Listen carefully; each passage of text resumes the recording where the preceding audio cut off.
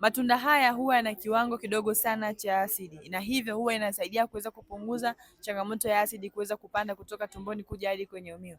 Hakikisha unatumia papai kwenye mlo wako, kwa sababu papai lina kiwango kidogo sana cha acidity. Kwa hivyo huwa inaenda kupunguza kiwango chako cha asidi na kufanya hali ya tumbo kuwa shwari kabisa. Kwa hiyo ukiwa na utaratibu wa kutumia papai katika mlo wako, inakusaidia hata kuweza kuondoa changamoto za gesi katika tumbo lako, lakini pia kujihisi hali ya kiungulia sana. Tunda la pili, hakikisha unatumia apple.